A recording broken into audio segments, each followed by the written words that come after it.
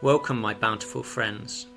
Prepare to question the ethics and beliefs of your community and society, because today we're going to be taking a look at one of the most significant writers in the genres of science fiction and fantasy, Ursula K Le Guin.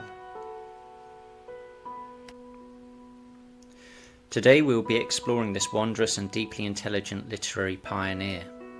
And as always, beware of spoilers, for they will be confronting you like an angry ambassador from an alien world. And I will of course be projecting my own extremely subjective musings throughout, so you have been warned. And before we commence, please do remember to like and subscribe this video. It's greatly appreciated.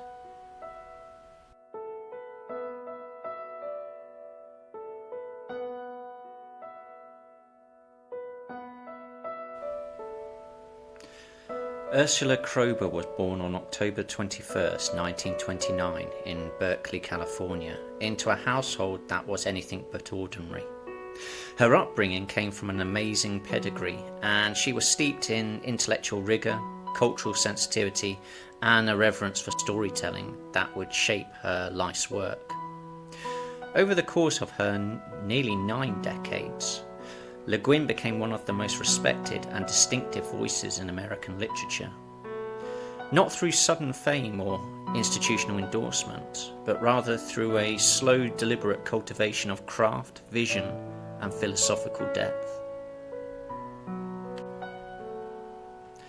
Her father, Alfred Lois Kroeber, was a towering figure in American anthropology. As the first recipient of a PhD in anthropology from the prestigious Columbia University, he helped establish the discipline in the United States and was instrumental in founding the Department of Anthropology at the University of California, Berkeley.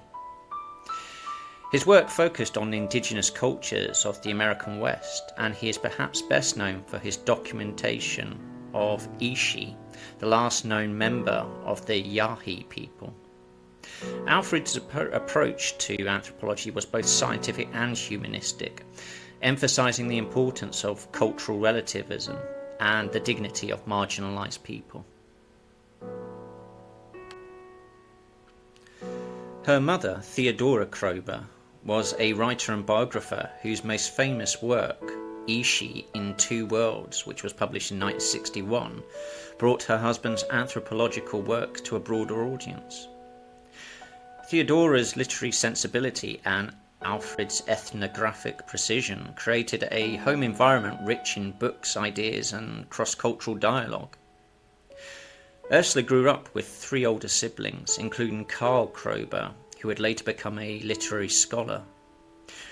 The Kroeber household was a crucible of intellectual inquiry, where dinner table conversations ranged from mythology to linguistics to the ethics of cultural preservation. So definitely not like my childhood home then. This environment had a profound impact on her. From an early age she was exposed to the idea that stories were not merely entertainment but vessels of meaning, carriers of cultural memory, and tools for understanding human behaviour. Her parents' work instilled in her a deep respect for the diversity of human experience and a fascination for the structures, both visible and invisible, that shape societies. She attended Berkeley High School, where she excelled academically and began to cultivate her love of literature, and went on to study at Radcliffe College, earning a Bachelor of Arts in French and Italian literature in 1951. Her choice of Romance languages reflected an early interest in European literary traditions, particularly the works of Dante, Rabelais and Montaigne.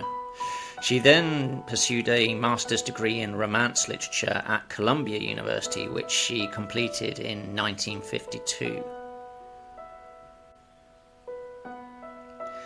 Her academic training gave her a strong foundation in classical narrative forms, philosophical inquiry, and linguistic nuance.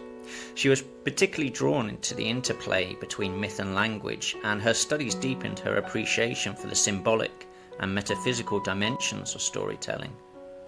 In 1953, she was awarded a Fulbright Fellowship to study in France, and she intended to pursue doctoral work in medieval literature.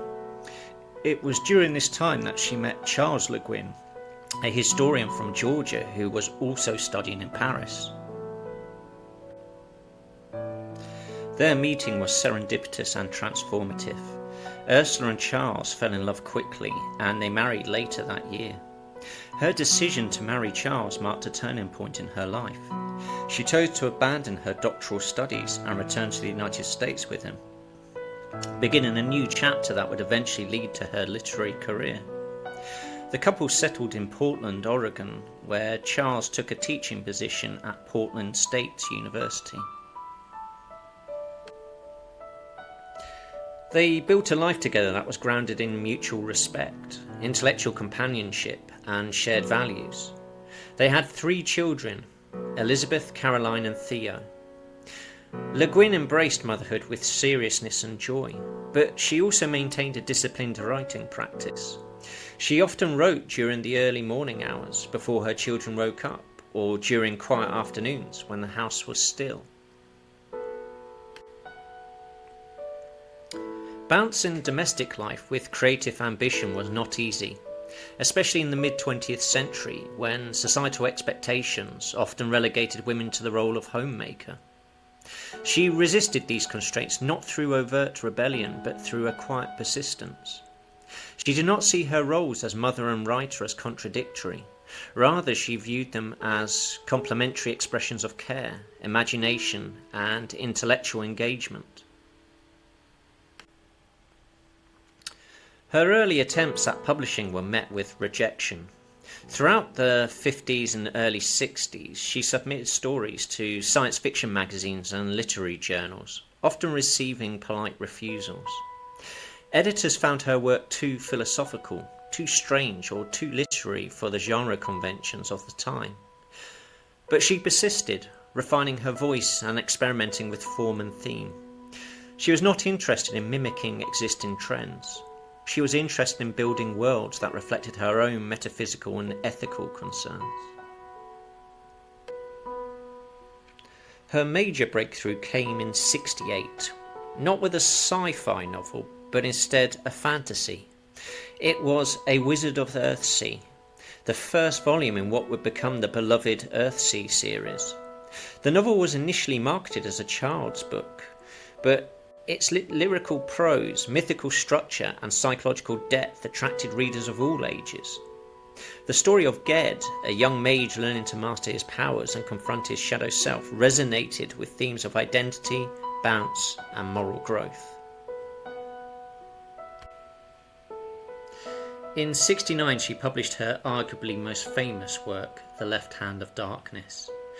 The book challenged conventional notions of gender and identity, and it won both the Hugo and Nebula Awards for Best Novel, making her the first woman to receive both honours for the same work. These successes established her as a major voice in speculative fiction, though she herself resisted genre labels. She preferred to be known simply as an American novelist, and often critiqued the literary establishment's tendency to marginalise science fiction and fantasy. Her work continued to evolve throughout the 70s and 80s and encompassed poetry, essays, translations, and children's literature alongside her novels. Her writing was deeply informed by her personal philosophy, which drew from Taoism, feminism, Jungian psychology, and her parents' anthropological legacy. She was a lifelong student of Lao Tzu's Tao Te Ching, which she later translated into English. The Taoist emphasis on bounce, humility, and the power of being receptive informed her worldview and her narrative structures. She was also a committed feminist, though her approach was often subtle and exploratory rather than polemic. Her female characters were complex, varied, and often central to the moral and emotional core of her stories.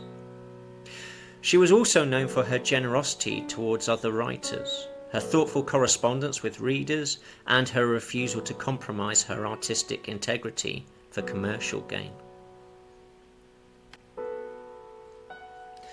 In her later years, she continued to write prolifically, producing novels, short stories, poetry, and essays well into her 70s and 80s. She remained active in public discourse, speaking out on issues of literary censorship, gender equality, and environmental responsibility. Her blog, published on her official website, offered reflections on aging, creativity, and the state of the world with characteristic wit and insight. She also maintained a close relationship with her family. Her husband Charles remained her lifelong partner, and her children pursued careers in academia, music, and literature. Her daughter Elizabeth Le Guin became a musicologist and professor, while Theo Downes Le Guin managed her literary estate after her death. Ursula K Le Guin died on January 22nd, 2018, at her home in Portland, Oregon, at the age of 88. The cause of her death was a heart attack. Her passing was mourned by readers, writers, and thinkers around the world. Though she had long prepared for the transition with grace and philosophical acceptance. In her final years, she spoke often of the importance of living well, of embracing mystery, and of honouring the stories that connect us. Her death marked the end of a remarkable life, but her presence continues to be felt in the quiet spaces where imagination meets inquiry and where words become worlds.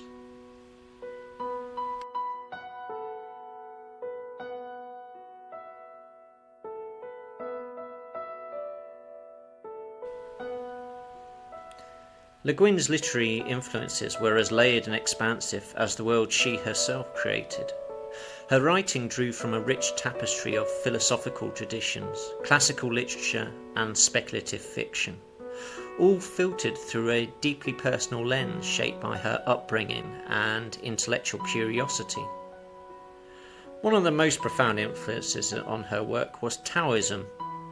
As mentioned previously, the Tao Te Ching in particular. The Bay Area is rich with Chinese culture and tradition, and she discovered the text early in life and returned to it repeatedly, eventually producing her own poetic translation. Taoist principles permeate throughout her narratives. In The Left Hand of Darkness, for example, she explores the Taoist belief that all individuals hold both male and female aspects, the yin and the yang, within themselves. While The Lathe of Heaven takes its title directly from a Taoist phrase and explores the tension between willful change and natural flow. Her academic background in romance literature also shaped her style and thematic concerns. Her studies of this literature instilled a respect for allegory, satire, and philosophical introspection, and these classic authors taught her how to weave moral inquiry into narrative structure, a skill she would later apply to speculative fiction with remarkable subtlety. Another major influence was Virginia Woolf, whose stream of consciousness techniques and psychological depth resonated with Le Guin's interest in interiority and identity. Woolf's ability to render the texture of thought and emotion helped Le Guin craft characters whose inner lives were as vivid as their external journeys. She also drew inspiration from J.R.R. Tolkien, though she diverged from his heroic and hierarchical models. Whilst his Lord of the Rings offered a mythical template, her Earthsea series subverted it by focusing on balance, humility, and the consequences of power. She admired Tolkien's world building, but sought to infuse her own with philosophical nuance and cultural relativism. Her father, Alfred Kroeber, was also a profound and foundational influence upon her. He introduced her to the concept of cultural relativism. This idea that no culture is inherently superior to another became central to her fiction. In the Hainish cycle, she constructed alien societies not as exotic backdrops, but as thought experiments into ethics, gender, and governance.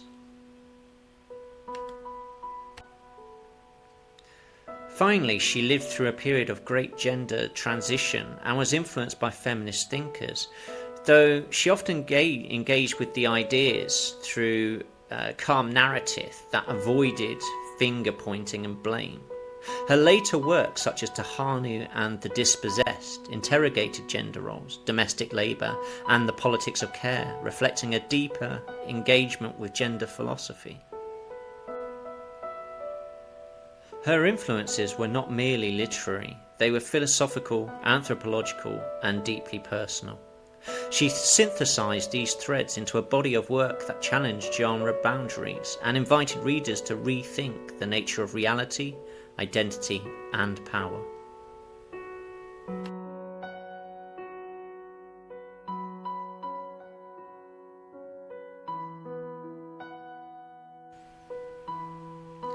Le Guin's literary output spanned over 6 decades and comprised an extraordinary range of genres and forms. She wrote 22 novels, over 100 short stories, and more than 20 novellas, alongside poetry, essays, translations, and children's books. Her most prolific and enduring contributions lie in speculative fiction. Her early novels in the 60s and 70s, particularly with the Hainish cycle, explored socio-political systems, gender fluidity, and ecological balance through anthropological lenses. These works often used distant planets to reflect an earthbound dilemma. Her fantasy writing, notably the Earthsea cycle, began with traditional heroic structures but evolved towards introspective character-driven narratives that questioned power and identity. As she aged, her speculative fiction became more nuanced and less plot-driven, favouring philosophical inquiry over action. She also wrote realist fiction, particularly set in the fictional country of Orsini. These stories, including her early short fiction from the 60s and later collections like Sea Road, focused on personal and political tensions in imagined European settings. They reflect a quieter, more intimate style, often exploring memory, exile, and the passage of time.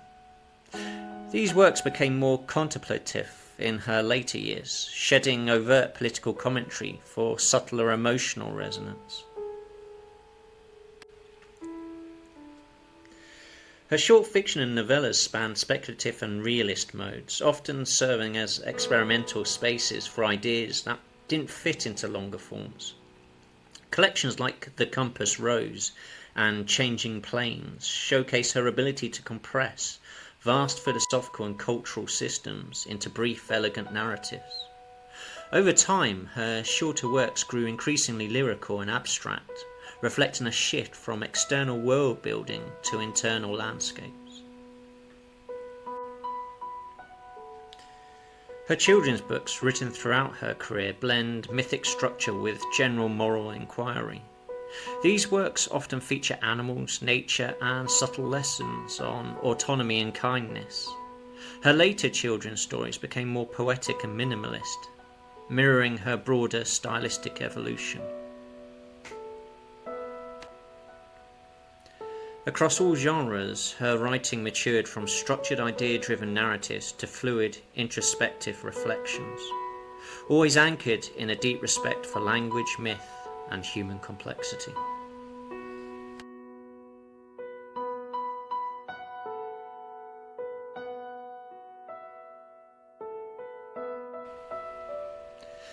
Le Guin's characters are rarely conventional. Her protagonists and antagonists resist easy categorization, often embodying paradoxes, evolving through internal conflict, and reflecting her deep engagement with the previously stated influences. Across her oeuvre, Le Guin's characters are shaped less by external forces and more by their relationship to power, identity, and transformation. Her protagonists are typically introspective, morally complex, and spiritually attuned. They are often outsiders, figures who do not fully belong to the societies they inhabit, and whose journeys involve deep internal reckoning. Ged from a wizard of Earthsea begins as a prideful youth, but evolves into a humble, self-aware mage through confrontation with his own shadow. This arc exemplifies the seeker archetype, a recurring figure in Le Guin's work, who must reconcile dualities within themselves to attain wisdom. In The Left Hand of Darkness, Genli serves as a witness archetype, an envoy from another world whose role is not to conquer or change, but to observe and understand. His journey is one of emotional and cultural humility, learning to navigate the androgynous society of Gethen and to trust Estravan, a native politician whose own arc mirrors Genli's in reverse. Estravan, too, is a classical healer archetype, sacrificing personal power for the greater good, embodying Le Guin's ideal of quiet, courageous integrity. Her protagonists often age across narratives, reflecting a shift from youthful ambition to elder wisdom. Later Earthsea novels, such as Tahanu, centre older women like Tenar, whose power lies not in magic but in emotional resilience and ethical clarity. This progression marks Le Guin's rejection of heroism as conquest, favouring instead the archetype of the wise steward, one who nurtures, listens and sustains. Now moving over to look at her antagonists, we find that they are rarely out-and-out villains in the traditional sense. More often they represent distorted aspects of the protagonist's psyche or the oppressive structures of society. The shadow creature in A Wizard of Earthsea is literally Ged's own unacknowledged darkness, a Jungian shadow archetype that must be named and integrated, not destroyed. This internalized antagonist recurs across her fiction, emphasizing the necessity of self-knowledge over external conquest. In The Left Hand of Darkness, political figures like Tybe and King Argaven embody systematic antagonism. Tybe is a manipulative nationalist who represents the seducer archetype. He's charismatic but dangerous, using rhetoric to sow division. Argaven is the unstable monarch and is a tyrant archetype, driven by fear and ego. These figures are not evil per se, but rather trapped in roles that perpetuate suffering. Le Guin's antagonists often lack depth not because they are poorly drawn, but rather they are held prisoner of their mental capacity, which fails to deal with things such as imbalance, ignorance, and unchecked power. Even in her more realistic fiction, antagonism is still diffuse. In Sea Road or the Assinia stories, the antagonist may be societal expectation, historical trauma, or the inertia of tradition. Her refusal to simplify conflict into the black and white polarity of good versus evil reflects her commitment to nuance and her belief that transformation arises from within. Her characters, whether they be protagonists or antagonists, are vessels of philosophical inquiry, mirrors of the reader's own contradictions and potential. And this brings us to the end of part 1. Join me for part 2, where we will look at Le Guin's most significant works, her style and atmosphere, her themes, and her critical reception and legacy. Don't forget to like and subscribe. And for now, I shall bid you farewell. Take care and goodbye.